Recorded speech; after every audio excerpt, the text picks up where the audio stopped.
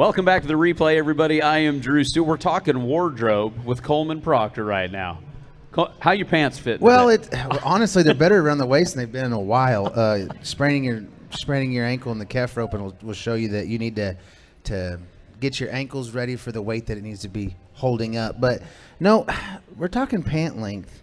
You know, Chelsea, she's like, hey, your pants are too short. But that's a hard thing because when you go to buy them, I buy pants ready to go in the stirrups. You know what I mean? But my wife's always like, they're too long. And I'm like, when am I ever not in the stirrups with my pants on? You know what I mean? Good point. We can play that a lot of different directions. Yeah, but it's anyway. The facts are, like now, and these felt good, and now I'm self-conscious about it. Thank you, Team Rope and Journal, helping me out. There you go, Chelsea. Got his unshined boots, short pants.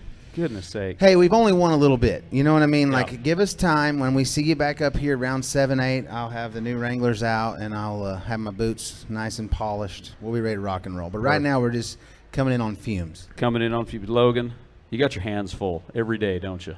Yeah, people ask me all the time what it's like to rope with Coleman Proctor, and what you see right here is how he is all the time. It's not. This isn't a show. It's full tilt all the time. All the time. Well, I tell you what, guys. Congratulations on round win last night. Great run. How about this guy right here? Couple-time world champion, Mr. Matt Sherwood up here. Matt, what have you been up to? What's your action, cowboy? Man, my action's just watching these guys go 3-8 and win 30 grand. I enjoyed that last night. I heard that at the go-around buckle ceremony that Logan didn't get to talk very much because Coleman stole the stage. So I want to focus for a little while until we wear out his vocal cords. Let him tell us about how things are going over there. You know, the first couple of rounds didn't start off like we had hoped. I didn't do a very good job. The first round, I got beat off the start pretty bad, and Coleman did a heck of a job. He kind of got beat too, but he did a heck of a job of getting it on the steer, with a chance to win something, and I got beat to the ground. Didn't do a very good job. Second round, we come back, and same type thing. I didn't ride to a very good spot in the arena and kind of put myself at a kind of a bad angle to put it down where I want to, and so I rope a leg, lose my rope, just not good. And I told Coleman after the second round, I sent him a text. I said, if you turn me another one like that tomorrow, I guarantee I will not miss. And so he did. He turned him like we've been practicing for the last 2 months. And I got to a good spot in the arena. If I can get to my spot and stay disciplined in the way that I ride my horse, I feel like we could win a lot this week. Do you guys feel like in watching it, you know, we're going to talk about the average in a little bit. The average seems like it's softer than normal, but in watching it, it seems like those steers are not cleaning up around the corner near as good as what they, and I know we're early on, but even for the first 3 rounds, it doesn't seem like heelers are getting the good first shot very often. Do you feel like that? Yeah, I think a lot of it seems like the steers are strong, just like they always are here, but maybe a little bit smaller bodied, and so they hit faster. I feel like they're hitting faster than what they typically do out here, and so getting gone fast enough is crucial for me to be able to catch. I feel like if I can get to a certain spot in the arena, it doesn't matter if they're hitting fast or not. I have a good chance of catching them and doing my job. But if you're a little bit behind or not where you need to be, it feel like you're trying to heel one running out in the pasture sometimes because they're hitting so fast. But that's one thing about Coleman on Heisman. Heisman does a good job of setting the turn and getting tension on their head and pulling them rather than leading them to where their hops slow down just enough that, I mean, even the steer we ran last night in the run-through, he hit real fast. When they roped him, I mean, he was one that looked like he was going to hit real fast, but Heisman sets him on the end of it and is pulling him enough, opens him up enough to gives me a good spot to set my rope down. One thing that I want to talk about, like, is this your third year roping together? Yeah. Third year roping Third. together, which, you know, and it seems like, we talked about Jake and Clay a little bit ago. Back in the day, it seems like guys, like, maybe rope together for longer, but you guys have been together. Do you feel like that's a huge advantage to you? Because I roped against you a little bit when you first started, and it just seems like every year you just get better and better and better. Do you feel like that's an advantage to rope with someone longer and longer and kind of know what they're going to do? Yeah, absolutely. I mean, we've spent a lot of time in the practice pen. One thing I've always loved about Logan is his work ethic. Man, he works at it. And, you know, we're a team that has the same goals. We aspire to be world champions and be the best team on the road day in, day out.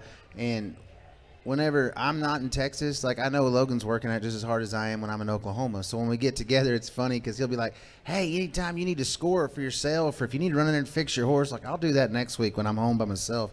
You know, we get the chance to work at it a lot together, and it certainly came a long way in our chemistry. You know, something that I've learned a lot roping with Logan is, as a header, we like to think that we can control the back end of the cow, but the reality is I head the steer. Everything I do is focused off the head of the cow. So when I come through the turn, I'm not as worried about what his back feet are doing, because I know if I open his front end and I get it away from his back feet and I give my guy a good angle that I show him in the turn, I think that's what headers, a lot of times they kind of lie to themselves. They think they've done a good job, but when you watch the angle they give their partner at the end of the switch, they don't maintain that coming out of here. And you see it a lot this week on these bigger steers. I was kind of having a rough time with it the first 2 rounds because our 2 steers were a little softer in the middle. In other words, when I got a hold of their head, their hips kind of swung down the pin like that old Helimatic drifter, baby. You know what I mean? And then it's when anything goes down that arena that far, it's going to have to come back. And that makes it hard, you know, Matt, as well as anybody. When it's swinging away from you, it closes your angles up and it makes it very difficult. So I thought one thing roping with Logan we've really been able to work on is our rhythm and our chemistry through the turn. And the rhythm is really what we focused on for about the last, I'd say, like 2 weeks that we practiced for the finals. Okay, so you mentioned a world championship. You know, I feel like hopefully everyone that comes here, their goal is leaving with a world championship, the best guys in the world. We start with 2 no times, and obviously that's not an advantage, but do you feel like it's a little bit of like, okay, we can forget about that and we can go for $30,000 every night, and hopefully in the end that ends up being an advantage, and then maybe coming in there for a little average check? Oh, you know, I mean, I guess you would know as good as anybody about how to win a gold buckle here in Vegas. I haven't got it done yet, Matt, but it is funny because you would think that's everybody's goal coming here, but I'll be honest, you know, last year we were so far out of the picture, and then years before, you just want to come out here and have a good finals, make some money, get home. You know, you're not really focused on I haven't been like that I could actually win a gold buckle, and I think it's a huge advantage for us coming out of the first 2 rounds. The pressure's off. You know, you got to just go get what you can. Now you're at a point that the average is going to have to soften up and come back towards us a little bit more. So now we got to win enough in the rounds to stay ahead of those big average checks that get paid out in round 10. Well, that's easy for us to do. That's what we like doing anyways, and we're very confident and comfortable going fast. So now there's not really any thinking to it. You're just backing in there running it 8 or 7 more one-headers. Yeah, agreed. Logan, what do you think? I mean, I went ahead and took all the thinking out of it in the first 2 nights. And that's good teamwork. You know what I mean? Like, he knows that his quarterback doesn't need to be thinking a whole lot. You know what I mean? Yeah, so I simplified the rest of the week as far as game plan. But, you know, that's something I think that me and roping with Coleman, usually, if we catch, it's not a matter of if we're fast enough. Usually if we can catch enough, the time will take care of itself. I'm not saying we're going to win first every single time, but usually we get paid if we catch. And so, you know, just stringing some catches together, that's something we talk about in the middle of July, and the same thing here at the Thomas and Mack. If we can string some catches together, I think the rest will play in our favor and take care of itself. It's just doing our job night in and night out. Can I ask one more question? Absolutely, Matt. Okay, so for all of us that have never got a heel here, one thing that I think is always a challenge, and I'd love to hear your take on it, especially on a little bit fresher steers. How do you give the steer enough of a start where you don't cut it in front of your header? Because I think that's a super hard shot here when a heeler hazes a steer, but still get far enough down the arena to heel it without cutting it left. See, that's where me and I probably have a different point of view. Maybe I know I do have a different view on that than a lot of my friends that are be roping at the Thomas and Mack. That's something that's great about roping with Coleman. Is Coleman's healed enough to know that what I have to be able to do to get to the spot to throw where I want to throw.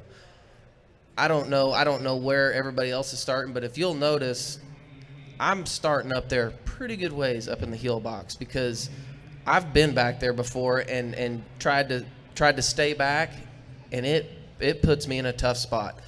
I know Coleman's got that lick down with Heisman where he's going to have him wearing it right there. And so long as I don't just jump him right at the gate and just shoot him straight left, he's going to have it on him before he's got much of a chance to change his pattern. And so Coleman, that's one thing that I appreciate so much is he knows what I'm trying to do, and he tells me, man, you just got to get to a good spot. Get where you think you need to be able to set it down. And, I probably take a more aggressive start than a lot of guys.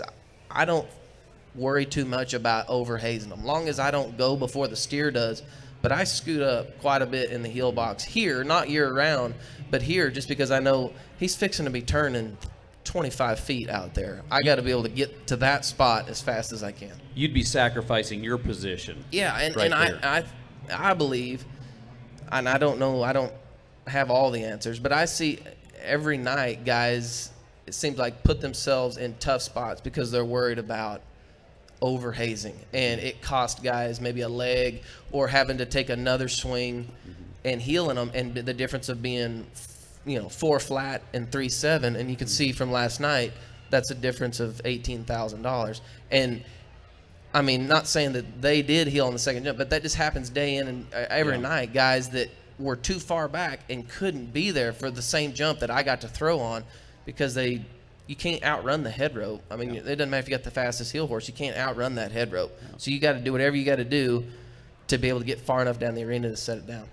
One thing that everybody talks about is, man, it'd be cool to rope in the Thomas and Mack in this setup, and it's not that big. But with the other guys we've had up here for the last couple of days, and it goes to what you're talking about right there, your guys' margin for error is way less here than it is anywhere else, isn't it? I mean, just like what you're talking about. Right, yeah. I mean, I think that's what sets the whole run up is Coleman being able to get a good start and get it on him with shorter rope to where even if the steer didn't clean up good enough, I mean, we've won day monies before out here with me healing him on the second jump because of how good a job he's doing. He's got him on short enough rope. Heisman sets him up to where I don't have to throw on the first jump for us to be 3. And I think that says a lot with the job that your partner's doing by getting them on short enough rope to allow that to happen. Yeah. Well, guys, let's take a look right here. We've had it up here on the board. Here's how it turned out last night. You guys were 3-7, winning $30,700. Andrew and Bud's in there, 3-8, 3-9, 4 flat, 4-1. Now we're getting into those tight go-rounds. Everybody's kind of starting to come down a little bit, get dialed in a little. Let's go ahead and take a look at the average right now. What was 6th? I never saw that last night. It was super tight. 9-2. No, it was a leg. It was a leg. Okay, Yep, that's what I was. It was a leg. A leg. It was 9-2, right? Yep. 9-2. Nelson and Jonathan. Yep. Here's the aggregate right here, and guys are 15. Keep scrolling. Yeah, scrolling on down, scrolling down. Oh, it's way too early in the week to be talking about the average. I mean, Derek Yeah. and Coulter are a great team, and of course Yeah. Andrew and Buddy, like they're one of the most consistent teams out there. I mean, you know how it is. Anything can happen. It's 10 rounds. It's not a 4-header. It's a 10-header. So, this is not really that important as of yet. That's looking a lot more important. You know what I'm saying? How about this right here? 188 grand. Nelson's on top. Caleb, T. Wade, you were right there at 4th. Hey, how good a job's Nelson White done this week? Oh, I mean, man. we expect him to, but this is his first trip to the national Yes. finals in Vegas. He's been in Arlington. And the yellow horses look really good. Johnny's done a great job of healing them. Looks like they got a pretty good rhythm, especially for kind of getting tossed together. Yeah. It's kind of exciting to watch. Sure is. All right, let's look at the healer side of things. Not real fun to try to beat, but it's exciting to watch. Fun to watch. Wesley Thorpe up top, Junior, Jake, Logan right there 4th. Boy, you're not kidding. You look at those numbers right there, guys. I think that's exciting because, like some of the other events, and I know with 7 rounds left in the average, anything can happen for sure. But to me, this is going to for sure play out. Maybe someone's going to take off and run away with it, but it's going to take 5 or 6 really, really good rounds and be winning the average for anyone to have a lock on it. So to me, this makes an exciting race because anyone from 5th place right here, they win the go round. It's all the way to 1st. So like there's 15 guys still with this many rounds left, but there's a lot of guys that have a great chance of a world championship. How exciting is it, Matt? It wasn't that long ago. My wife and I were talking about this. 4th in the day money. That's what the rounds paid. Not that long ago, Not that long It's exciting the direction rodeo's taken and how much money we get to run at now. I mean, it's kind of got everybody kind of loosening the shoulder up, thinking, man, I still got it in there, don't I? You know what I mean? But yeah, $30,000 go rounds, that changes everything. Jake was giving me a lot of encouragement last night. Jake Long, here he's lightning in the first 2 rounds. I was so happy for him, obviously for his uncle and everything else. And of course, I'm a huge Jake fan anyways. But he told me, he said, man, you just don't get stressed. He said, it can be round 8, you've won nothing, you can still leave with $90,000. Like that's reality money. That's cool. Like we get home, you know what I mean, the second, right there at Christmas and everything slows down. I mean, it's It's real money we're talking about out here. So, yeah, we're chasing the gold buckle, and it looks cool up on the screen and everything else, but it's also real life money, so it's helpful. Sure. That's awesome. Let's jump right into the run, guys. We're going to start at the bottom. We'll watch that Nelson and Jonathan run. They were 4-2, rope to leg. We'll go ahead and start there. We'll go from 6th all the way up to the top. You guys they're going to lose. You want us through to break here. this down? Do you want me to get full Joe Beaver? Like, first of all, how great of a job did he do? Like, got rocked off the corner. And as somebody who had to deal with a lot of stuff in the last night, I was super impressed with the way Nelly took care of this. But one thing Nelson does, he gets his tip on the target so fast. And so it doesn't really matter where the steer gets to, gets a little rock. Look at that. He's a foot off, looking like Tom Richards nodding when everybody's going, no, you're not in the corner yet. And he's like, I don't care. Just blow the start out. It's fine. It seemed like on 2 steers he was a little bit off it and had to reach just a little bit and did a great job. Do you think there's what's causing that? Anything going on, or is that just game plan to let his horse just throttle through it? I kind of think the way he's sticking, just keep doing it. Yeah. You know what I mean? If it's not broke, he don't is fix roping it. good, man. And this steer kind of cut his man off a little bit, stepped off to the right. And I think this is the hardest thing when they push into you, Logan. What do you think? Because ending up to the inside, and like the yellow let his head back a little bit. This is kind of what we're talking about, those angles changing. At the end of the switch there, Nelson didn't quite maintain that, and he comes back and gets real straight. And it makes that left leg swing away from your heel loop. Hides it, huh? All right, let's go down to the top 5 right here. Derek and Coulter, these guys were 4-1. Logan, you want to handle that one? Yeah, I mean, this is a good run. Honestly, whenever we were back there in the back, we had went before them, and I wasn't so sure that they might not have got us or been right there by us. I mean, it was just a great run. I mean, watching the heeler, Coulter does such a good job of getting to the right spot in the arena, and I think that says a lot. I mean, he's riding a horse that he probably hasn't ran any more than 10 steers on in his life, and that shows you how handy he is. And that's how he was this summer when his horse got crippled and he had to ride one of Paul's horses. I mean, he just never missed a beat, and I think that goes a lot to say how handy he is. I think that goes back to what you said earlier about Coulter had one legal shot on that run before. Takes another swing, heels him on the second jump, but still finishes so good that it really helped finish the run and get a flag right there. Right, yeah, and he does a good job of shutting the run down. You know, I mean, he helps Derek, gives Derek a good way to get face because he shuts the run down in a good way. You know, one thing I think too, the great healers, they run and they meet the steer at the end of the switch, and like you see right there, Coulter does a great job of heeling him second hop. But he kind of slips in just a fuzz right there through the turn. And it takes away that one jump. And that's the difference. Every time a steer takes a hop, you got to think that's 0.3 of a second. You know, so that's the difference in 4-1 right there and 3-8, you know. And great shot up over the hocks, great flag. Derek's got the coolest release in the whole world. I've tried to do this, not a whole lot of feed, and just stick it on the horns like him and Rogers and Senegini, and it's just not possible. I think that's just because I'm Cherokee. And he's Navajo. I don't know. I think they learned that shot out there. They won't share any secrets. That's the only way to play through the winds of West sharing. Arizona. All right, let's go down to the top 3 here. It's going to be Marcus and Cole. These guys were 3-9. That's Tyler Wade. Oh, that is T. Wade. Oh, But I mean, yeah, there he's we a are. This is handsome 4th. fella. Sorry about that. They win 4th. Yep. Anytime I can Yep. win 1st and T. Wade wins 4th, I'm so happy inside. I have to admit, like T. Wade and I are dear buddies, and we've had several matches together now. And he obviously embarrassed us at the last one, but man, he is so rank. You know, him and this bay horse, when they showed up here, he's run 40-some on him, broke 1 barrier, and that would happen to be in round 2. Gets a neck shot, which, you know, Thorpe is obviously very well accustomed to.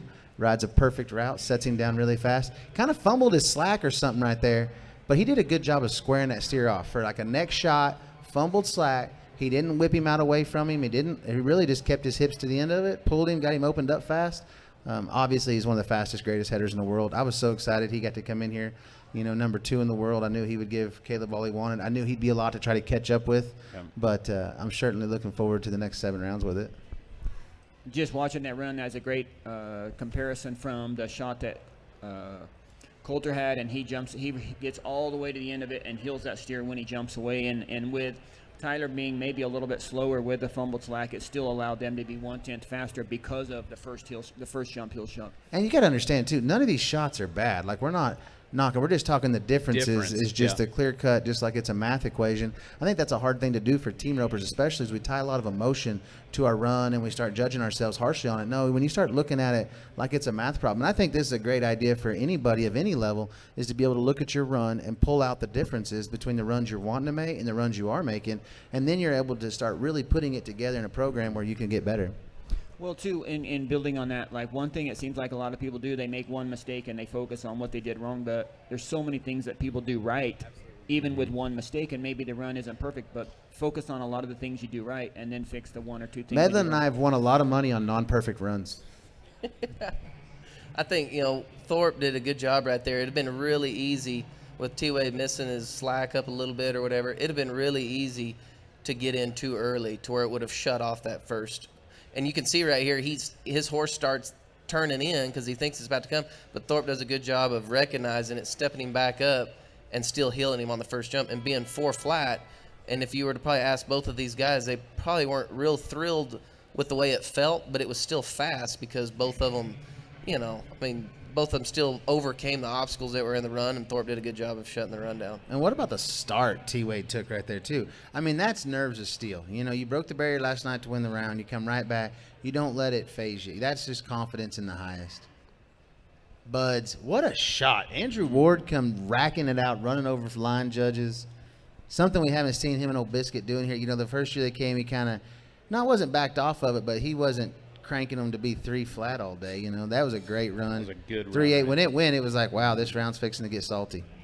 One thing I noticed watching that last night is how good this head horse finished coming back up the wall. Andrew gets it kind of the second hop, and he still gets, man, that horse came around and really made him get a flag. And that's a big horse, too. He's a big horse, but he moves like a little horse. And one thing I've heard Buddy talk about is how that horse can make the arenas feel small. But I thought right here, like how short he gets his stride gathered up and has him in a position to really come around and finish after staying strong with that steer's head, keeping him in that good line. You're going to see when he hits the end of the corner here, once he gets it on him and they're at the end of the switch, this steer just squares off, boom, and then he's opened up ready for business. So, and Buds did a great job shutting the run down. That's the most nerve-wracking part. You go to waving your hat and it's the second team out. Like every night that last night you make a good run, right? And I give it a fist pump because it's more of a like, yeah, baby, knew we could do it. And then you're like, oh yeah, you got Dustin behind you, you got Tyler Wade behind you. And then the best part is, like Logan was talking, you watch on a little bitty screen, you start riding up. They're like, who was the last team to go tonight? Clay Smith. And it's like, why did we start up here? You know what I mean? For our victory lap. But yeah, that was a great run. Is there any time a sigh of relief back there? Or is there 14 guys? If you're the first guy out, there's just 14 guys that you think these guys can go 3-7. Yeah, it's like everybody can be 2-6, and here it comes. You know what I mean? That's how it is. Like, because you're wanting to win first. Let's face it. It's national finals. That victory lap, there's nothing more special than that. You want to get to that trip to the South Point, and these guys made a great run. And honestly, when it went, I thought that was gonna. If I didn't win the round, that was gonna be winning the round. Yep. All right, let's go on to the next one. Let's see it. Lord have mercy. I hope y'all started this video. Y'all edited a little bit. It took a while in the box. No, this is the very beginning of it right here. There's a couple people went to the bathroom while you guys were So this is we was pause for a intermittent. commercial break if we need to. Yeah. We'll come Hey, we back. gotta We'll go still to the be. bathroom real Yeah, quick. there's my kids. Look at that. My so daughter awesome. said it's because she held up that sign is the reason why we won. I said, well, don't you forget that sign tonight. No, and everybody makes fun of my wife's camera, but let's be honest, that camera right there, it has great quality. In fact, Logan's wife makes fun of that camera all the time. Man, but I have a whole process. I want to get in there. I want to see the rope going on the horns. That's why I ride forward. And here I get set, and I'm ready to go. And then Heisman's like, nope, we're not ready to go. And sometimes and you see me talking to him, and what I'm saying is, one of us gets to be nervous, and it's not you, right? Like, you got to be the damn professional. Hang in here. Let's go. And I got Riley Webb over there to the right, and he would be like, he's leaking up again. And I'm not as good as Nelson, so I had to reset him.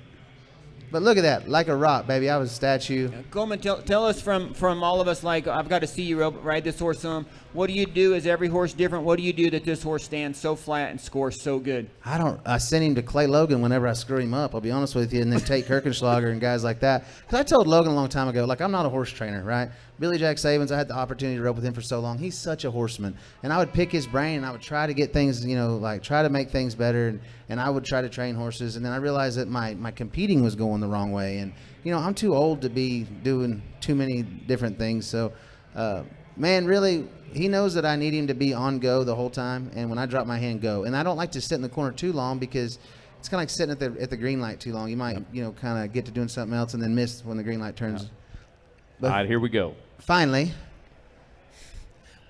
I hope the edit man We doesn't might make have us to run the just break whole it down deal off of back. this one video. Yeah, 'Cause yeah. if we got to wait for it to all play again, we may be here till Okay, so tell us 11:30. what goes through your mind. I had a guy tell me one time, hey, you got to give me a little bit more time in the heel box. I need to get in there and get ready. Because I like to get in there You like and to hit nod, the corner and go. For sure. Was So that tell me, Walt Woodard? I can't say names right now. Tell me what goes in your mind. Like, you're on the same way. You're back in there ready to compete. And so now you have 60 seconds while your header and the steer. And so what's going on in your mind like right there? Because you still have to fire right when it's time to fire. Yeah. Some guys watch the header nods, some guys don't. I used to never watch the header nod, just watch the gate open.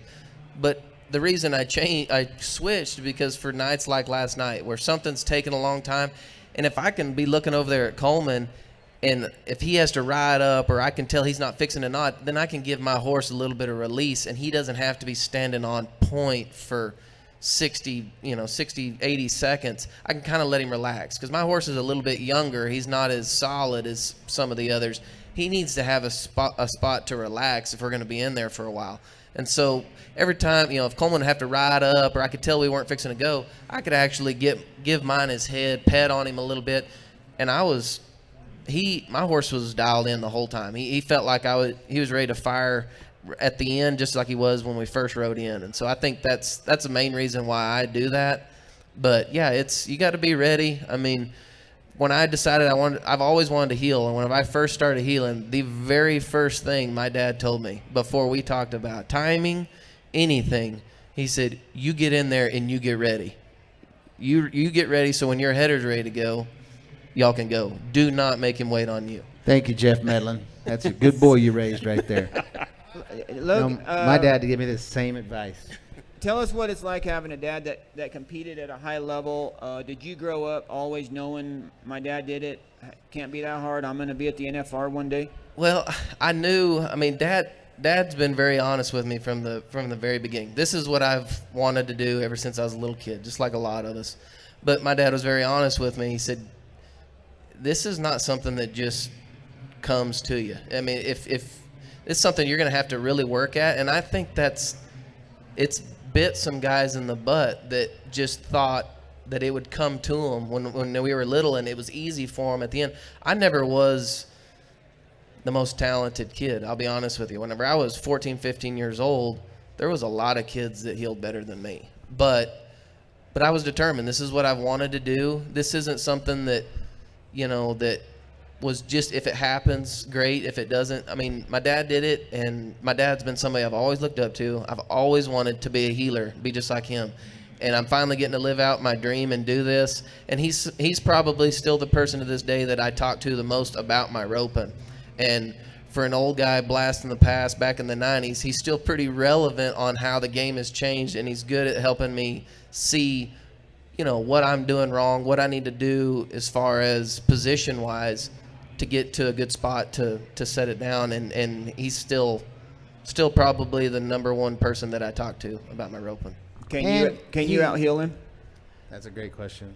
Well, I'll be honest with you. If you line up 100 steers and you had to just catch him by 2 feet, he'd be pretty tough to beat. Tough, yeah. And he roped with Boater, so that like we're not the first Oklahoma, New Mexico connection. I'm just saying, paved a lot of the way. I do want to say, it did take a long time in the box last night, but I think as team ropers, we have to learn to focus in bits. I've gone to the BFI and I've tried to be focused all day, and you notice I talk and I visit because I got to be able to snap out of that and get focused in the box, right? Like when I walk through that box, that's hallowed ground, and that's when I'm bared down and focused. But then as team ropers, because we can be at the World Series finale here, and you can have a steer fighting it, you can have a bad break, you can have things go wrong, and then the first thing that if you mess up, the first thing you're going to do is blame the situation that arose, right? I've been in the practice pen and the gate not opened because his nose got jammed and John Wayne missed my nod or whatever's happened, right? Those are things that happen, but it didn't cost me missing the next steer, right? So here was a live action opportunity to really say, okay, reset, take a breath, relax. Like last night when I did nod, Tony, he tries to open it, the steer sticks his nose in it, gate doesn't open, so then I kick forward, and I mean the tension is building, like my head feels like it's about to explode. And you turn, you just got to relax. Yeah. Got to take a breath. And that's, I kind of chuckled at Tony. He's like, He stuck his nose in it. And I'm like, okay, everybody calm down. Let's try this again, right? And then you just see me reset and go through my process again. Because I think as team ropers, you know, you don't want to make excuses because things are going to happen to us. We try to practice all the different scenarios. The gate, me not being able to get the steer right, like that's not something we want to practice at the house. Like we run 60 a day. If I had to take that long on all of them, we wouldn't get the Mexican food at night that we look forward to on the way home, right? So you can take those bad situations and you can either adapt and overcome them, or you can let them own you, right? And so that last night was I was proud of myself for being able to own the situation and get myself snapped back in there mentally. I got a great start. Heisman did a great job getting me across the barrier. And that was a big thing. This steer did not want to handle great in the run through. He hit really fast. One thing he did do is he's kind of piggish in his body, that when I get a hold of his head, his hips aren't going to go too far down the arena. You know, the first two, I'd send him too far down the arena and I'd let him kind of get straightened back out. And I knew that one, the way he was going to come through the turn, I knew we could be really fast if I squared him off and got him to come back. Heisman does such a good job of taking the horn. And Speedy used to give me so much grief about him dropping his front end to do it. And I said, I'll be honest, I don't care how he does it, because for me, the most important thing is the saddle horn. When it's time to move the saddle horn, it's got to go right now. We don't have time for a delay. I can't have you hang a little bit. You know what I'm talking about, Matt? When they hang a little bit, steer straightens out behind you, and it makes their job really hard. So right here, when I ask him to come back, like he will spin in a phone booth if I want him to. Thankfully, he didn't do that last night. But he set us up for a good finish. Coming up into the corner, he always gives me good angles to get the flag. I want to go back to something you said here a second ago that, you know, bringing it back, we're here at the finale at the South Point talking about these guys that may rope in rotation number 1 and make the short round. They've got 3, 4, 5 hours to sit there and think about it, like the BFI. You guys have all been there, done that. You can either choose to keep that tension all day long. What does that do to you? Let's talk about the negative and the positive. I like what you said. They're like, yeah, we've got to focus. We got to ride in the box. We've got to go do our job. But then if we stay tight all day long thinking about it, how does that affect us? It mentally exhausts you. Yep. I mean, honestly, when you get done at the BFI, hopefully you're so wore out you can't go to dinner that night. That means you were in the roping all day, All right? day, yeah. But you also can't, you can't have that same focus that you have in the box. I can't all day long. I mean, you're talking 6-8 hours, especially if I was high call here at the finale. You know how white I would be and shaking? And you think my pants are short now, Chelsea. Geez, I would have walked them all the way off. Boot heels would be sore, everything. So I think you have to be able to snap in and out of it. No different than we do here at the finals. Last night, great run, right? But it was 24 hours after a not great run. And then we're 24 hours before the most important run, which is tonight, right? The next one. And so learning to compartmentalize it and being able to take a breath and relax and be able to snap in and out of it, I mean, that's honestly a big part of the job. Because I would say, Logan, you take it from here. I think the mental side of this sport is the most crucial side. Yeah, you know, I mean, it's a long week, and whether things are going good or going bad, as of right now, we're just as even as everybody else. And so last night has no bearing on what happens tonight. And so I think you got to, whether it's good or bad, put it behind you and treat tonight as the one steer you get to run today. Try to do the best job that you can, and whether it goes good or bad, again, if it goes good, you enjoy the buckle ceremony or you high five for a little while, and then it's behind you. You know, I mean, I think if you get hung up on what happened yesterday, good or bad, then you're not at your best the next day. And I think a lot of times you get weird things happen. Like 3 teams in front of you, they get a rerun, right? Or that steer gets out. Well, then I went from having this one to now I got that one. Well, what if this one's better? Like, right? Don't And let I'm it blow you always, up. you know, my community coffee cup is always half full, right? Like I'm always an optimist. And so I think there's opportunities that arise, and the first thing we want to do is we want to think that something bad's going to happen because of it. Yeah. But what if we just flip the switch and say, what if that's the steer I needed to get to high call? What if that's the steer I needed to win this roping, right? Mm-hmm. What if I needed that 60 seconds and that $500 fine I probably incurred last night?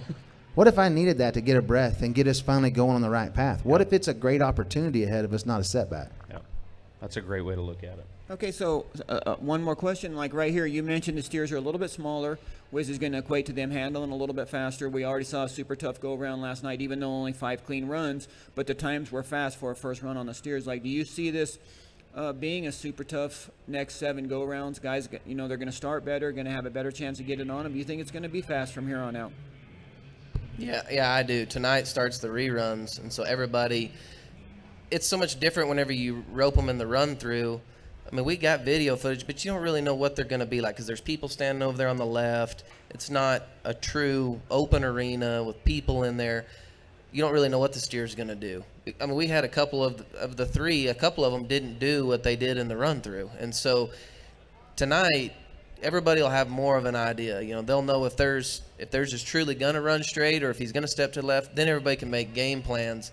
And I think that's why typically year in and year out, the later rounds get so fast is because everybody kind of has a game plan for what their steer's going to be. And no, I think it's going to be fast from here on out. And I think too the momentum, you know, no header in the breakthrough or the break-in got a hold of a steer's head like they do when it's the national finals. And Matt, you know as well as anybody, to be fast, you have to slow down in the turn. You got to transition the steer correctly. And I think here in the later rounds, these steers they're on that good Purina feed, but they're still going to let off just a touch. And they're going to get a little bit softer, and they're not going to be handling quite so noodly where you got to take so much care of them through the turn. And I think things are going to get really fast. What's going to be interesting is like tonight when we come back, Tyler Wade's first steer that smoked him, and then it smoked away from Wesley. You know, that was a steer that didn't look like Tyler took a bad start on. I thought he must have, from watching the run at the other end of the arena, I thought he must have got a fouled start. And, like, he took a good go at him. That steer. Last night, Clay Smith's steer putting on the right blinker. Holy cow. I didn't even realize that happened, right, until I get back to the room and I'm watching all the runs through on that nice video camera my wife has. And I'm thinking, what happened there? Like, what's your game plan when that happens, you know? That was going to be the question I asked you. Have you ever seen as difficult a shot as Clay Smith had last night in all your years of being here? Honestly, but did you not expect him to hook him? You know what I mean? It's Clay Smith. Like, if I run that steer, you're like, oh, well, yeah, the steer turned away from Coleman's row. Clay Smith, it's like, how did he get away from that one, right? Like, you expect Clay Smith to do great things all the time. I've never seen that. Have you? I mean, you've been rodeoing a lot longer than I have. I've never seen a shot that difficult. I mean, to just NFR. completely turn right into the healer. He didn't even, like, step. He wasn't even a half a step. He directly turned right. That was and incredible. same thing we talked about, like, you can't really blame your healer because if you get up there to Hayes, then you cut him left, you know. So it's just, I've never seen a steer cut that far right here. Yeah, I'd just be almost curious too to if you got out there to play it to keep him from doing it, if he wouldn't shoot opposite way just as hard. Make it just as hard going the other way. And so I hope we don't have to try to think of what we're going to do. Oh, baby, come on, Logan. We roped together long enough now. You know I'm way luckier than that. Like, you know we're not drawing that this week. I'm riding highs, but things are good. He's shaking his head. Things are good. But no, it was a tough night of team roping. There's a lot of opportunities in each pen of steers. I think that's something that's been evident. It's funny because you say the average is already softer. Last year it got soft off the bat too, and it just kept coming backwards. And I equate it to the guys are so fast, and the science of going fast. You do have to take more chances. Yep. You know that you didn't see a whole lot of this many no times, which it was 3 loops back in the day. But you know the days of the mega match and being able to go to the national finals and be 5-5 and win some good money, you know, they're just gone. And it pays $30,000 every night. And Logan and I will give you a prime example of how you can win enough to get ahead of that average. Yeah. Well, I tell you what, right there, talking about that's the average may be soft or whatever, but you guys are going fast. I mean, these go-rounds are great every night. You guys are all roping great.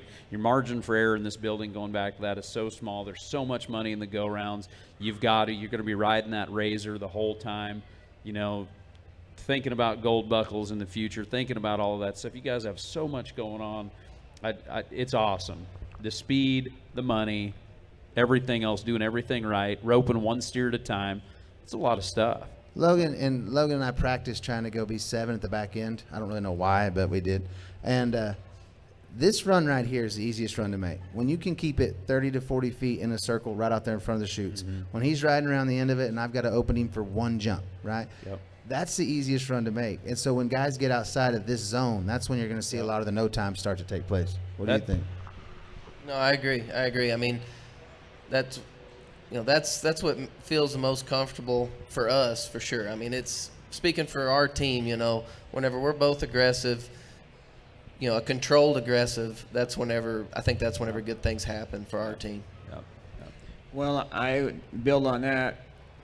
I would say the shot that Tyler Wade does not want to have to do again is the shot that he made in the first go-round when he has to now pull it back down, because it seems like you can swing twice and throw, but it's hard to swing 3 times because then you have to change and take at least 2 more swings to change how you catch him, and I bet he does not want to do that again.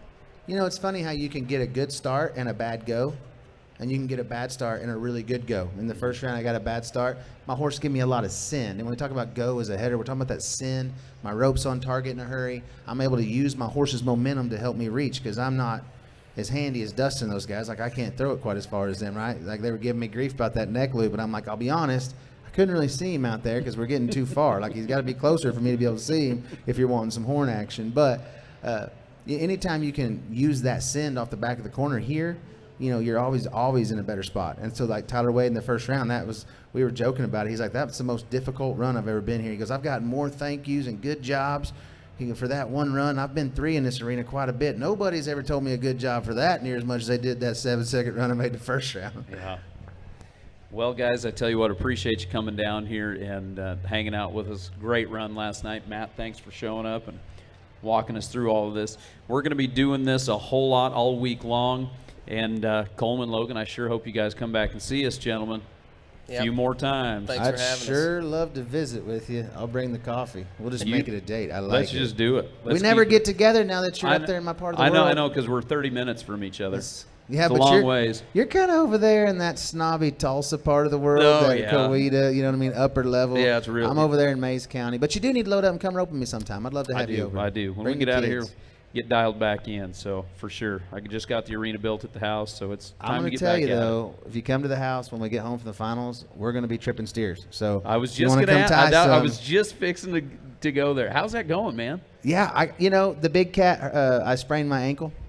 And in the calf roping right here in this arena, my partner was so proud of me.